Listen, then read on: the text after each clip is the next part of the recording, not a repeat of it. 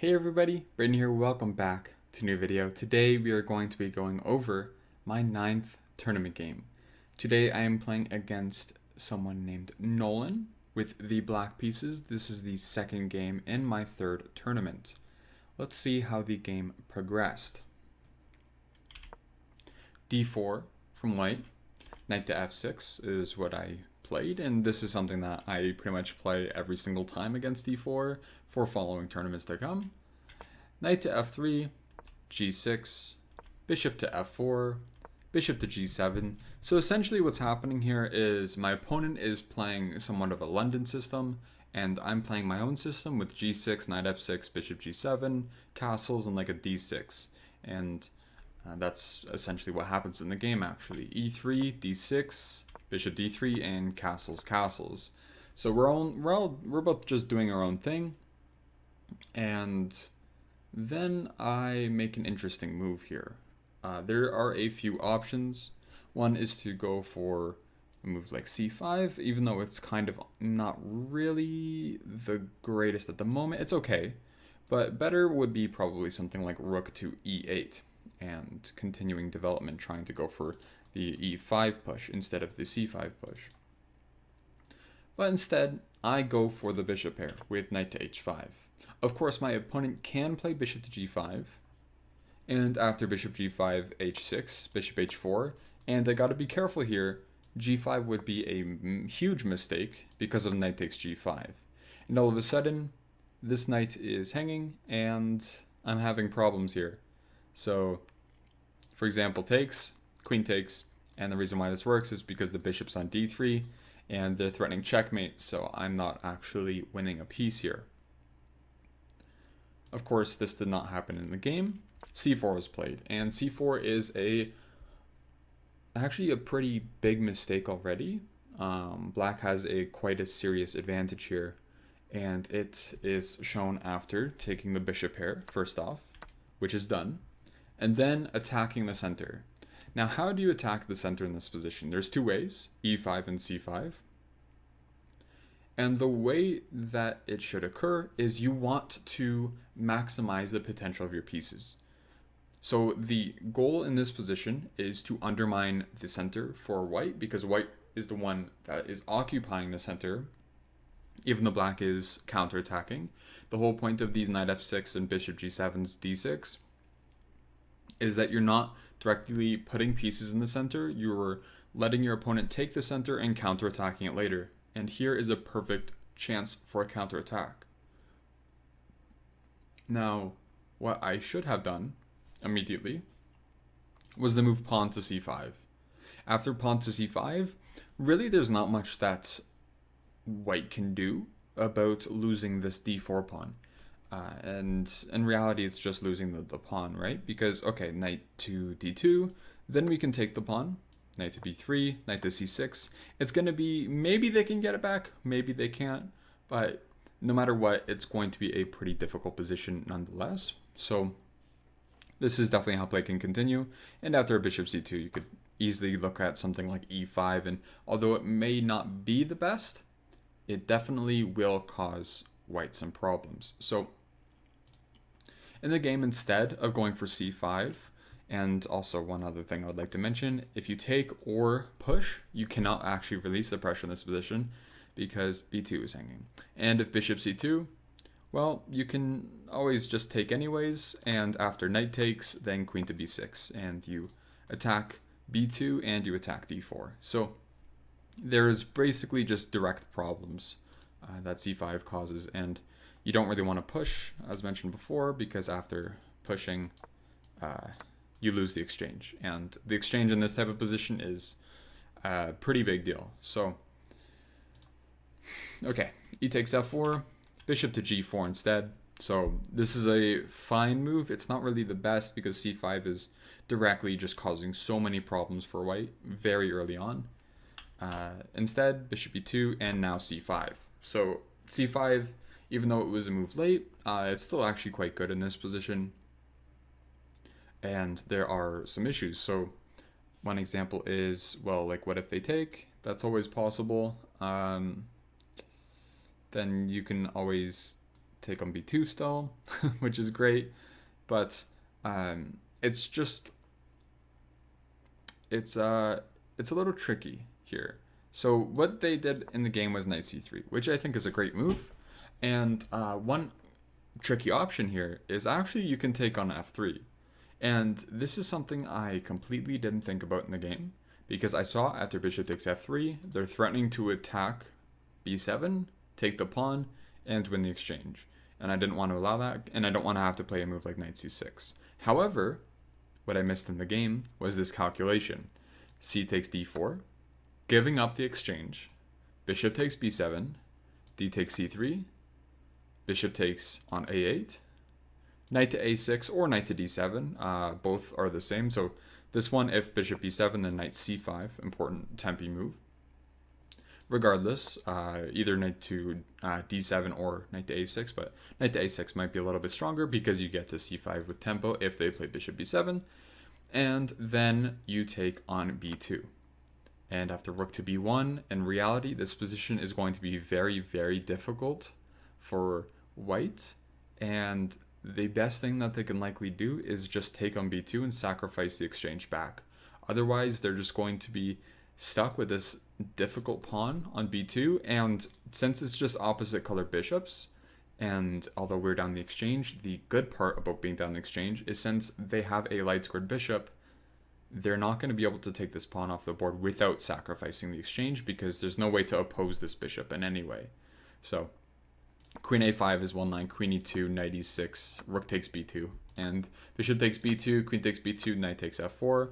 This is just a random computer line, but this is like what the computer thinks is genuinely the best option for white. If queen to a5 is played, queen to a5 is just an activating move that I decided to just look at just because I was interested.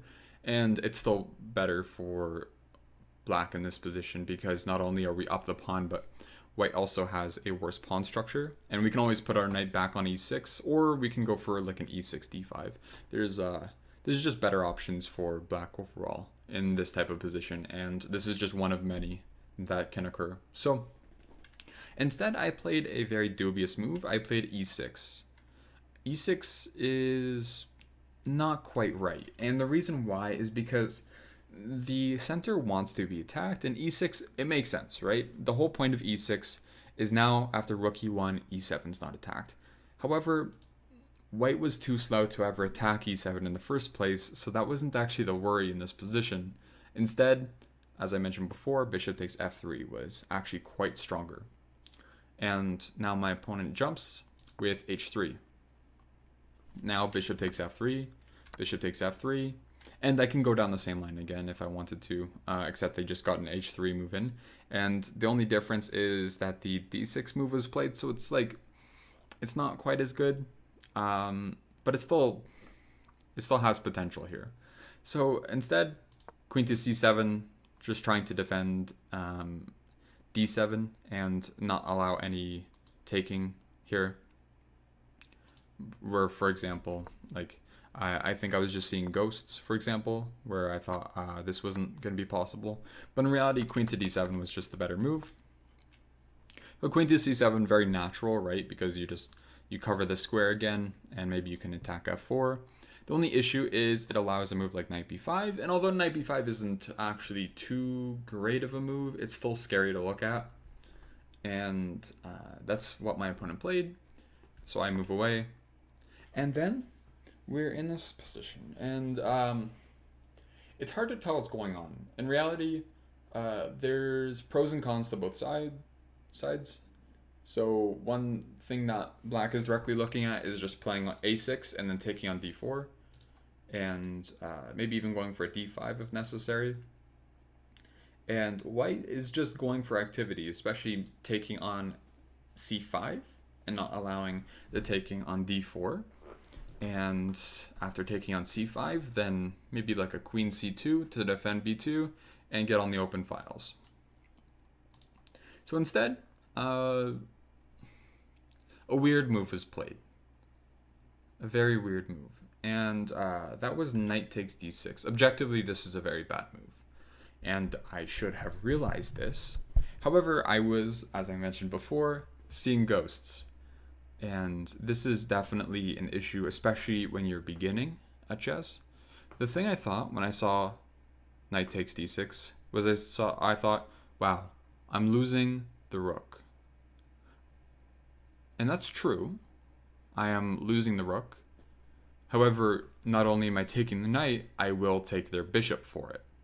And this is what I missed in the game. I played knight c6.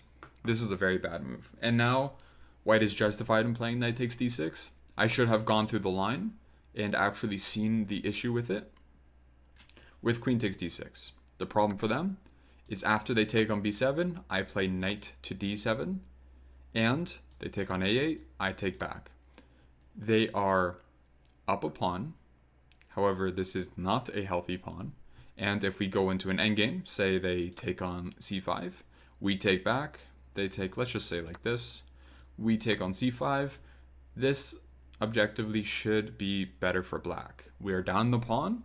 However, the thing is, this bishop is extremely strong, this knight is extremely strong, but we have two minor pieces for a rook. And in positions like this, that is often better. Much more often. And it's something that I completely didn't think about. I thought I'm just going to be down in exchange, and I got stuck in my ways of thinking like, okay, I can't allow this. But turns out you can give up the exchange, because you're not just losing the exchange, you're just making an imbalanced exchange of giving up a rook and two pawns for two minor pieces. And there's already threats against b2, and they can't really move the pawn yet. So if they have to go a move like rook to b1, for example, again, like, it doesn't necessarily have to be like specifics in this position. It's just noted that usually this is a bit stronger for black. So yes, I played knight c6, and already this is a pretty difficult position. They take on c5, great move. Now their knight is kind of cemented in the position. I can never play b6 because of bishop takes c6. Rook fd8, I'm just trying to make some play. They took on c6, which makes a lot of sense. Now that knight is just a monster, and the only way I can get it out is by trading off my dark squared bishop. Rook b1, queen c7, b4, a5, trying to at least, if they take on a5, then I can argue that there's something. And same thing with if they play b5, then I can take. And c5 will hang, so at least I can break down their center somehow. a3, a takes b4, a takes b4. This shows really great, not conversion, but technique. This shows great technique by my opponent. Instead of giving up the center by taking or pushing, they're just maintaining it. And as you can see, this is just the losing position in reality for me. So I played bishop f8, queen f3, I took, queen takes d6, rook fd1, queen c7. Allowing the taking on d6 was a little interesting. This is still a very bad position for me. I think with good technique, I should be losing. However, maybe taking on d6 wasn't too great. Maybe keeping the piece was also still interesting. In reality, I actually don't see anything. I was seeing ghosts in my analysis as well. I was thinking that maybe you can get away with something else, but yeah, honestly, there's not really anything here. Like, so yeah, bishop f8 and queen c6. This is all, or queen f3. This is all actually kind of logical. Takes, rook fd1, queen c7. So they played g3, which makes sense, just giving yourself more luft, even though there was luft already. It also prevents any queen takes f4, so might as well allow it, or might as well prevent it, which is definitely something that my opponent did a good job of. I played rook takes, and rook b8, trying to get some pressure against this b4 pawn. Then they played rook to b1, and I made a huge mistake here, which just Instead of maybe having chances because I'm down a pawn, to there's no chances in this position at all. I am dead lost. And that move is c5. And what I was thinking in the game was, hey, okay, c5, and now I can take on b4. However, I completely missed, and I'm not sure how I missed this, but the move b5. And all of a sudden, there's nothing in this position for me anymore. There's no hope. There's nothing I can really do. Because now, all they have to do is just either protect the c4 pawn, and especially if they can, just trade. If they can trade in this position, especially like just all pieces, this is a winning king and pawn ending. Not only are they up a pawn, but they have a protected passed pawn. There's nothing I can do. And in this type of position, there's no hope. Like, that doesn't matter who you play against, this is losing. So I played e5. I was trying to at least open things up a little bit, which makes sense. Takes, queen f4. I tried trading because there was kind of a forced trade here after queen f4, which pins my queen to my rook, which was a nice move. G takes, f4, f5, rook to d1, rook to e8. And since the b5 pawn is protected, they don't even need to stay behind it anymore. They can go on the offensive. Rook to c6, another good move, and now they just win the other pawn. Because if I take on c6, takes, king f7, c7, king e7, and they promote. So this is just too slow for me. So rook to b8, trying to at least keep things alive a little bit longer, and unfortunately this just doesn't really go much longer.